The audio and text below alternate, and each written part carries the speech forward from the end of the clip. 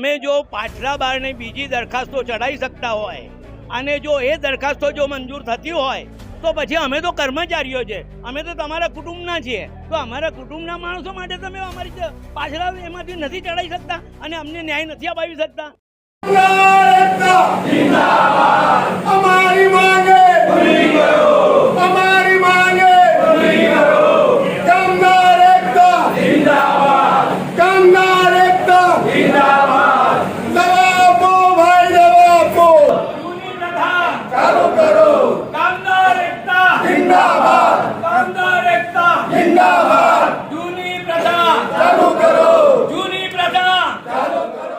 દવાઓનું જે છે એના રિએક્શન એટલા બધા આવે છે કે જેને કે હદ નહીં. આજે અમે 10 વર્ષ 15 વર્ષથી જે દવા ખાતા હોઈએ અને એની સામે આ દવા હમણાં લેવા જઈએ તો અમને એની આડઅસરો થાય છે. અને એમડીએ તમને લખીને આપી છે ઉપર સેન્ટ્રલ ગવર્મેન્ટમાંથી કે દરેક જગ્યાએથી એમ કહેવામાં આવે છે કે એમડીએ લખેલી જે દવા હોય એને કોઈ ચેલેન્જ ના કરી શકે. તો તમે કેવી રીતના અમને બીજી ઇક્વલન્ટ આપો? અચ્છા, ઇક્વલન્ટ આપો છો તો એની સામે એક જ જગ્યાએથી કોઈ મળતી પણ નથી. અને એના માટે બી બાય બાય ચાની આજે 75, 80, 90 વર્ષના 95 વર્ષના અમારા પેન્શનરો બિચારા 3 જગ્યાએ જઈને આને એ કરે છે. અહીં ગયા, આ દવા નથી, આ એક છે, આ લખી આપી. બીજા માટે તો બોલે જાઓ ત્યાં ના મળે, પછી એ લખી આપે તો બહારથી લો.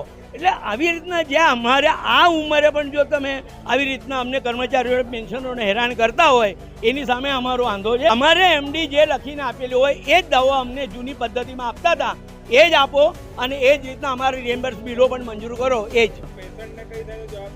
તો એના માટે આ લોકો જ જવાબદાર હોય ને. ચોખ્ખી જ વસ્તુ છે. જે ઘણાને અમારે રિએક્શન છે, હાથ પર સ્કિન ઉપર કંઈક ને કંઈક અસરો થયેલી છે. આ રહ્યા જો અમને અસર થઈ. આવો બોલો ભાઈ.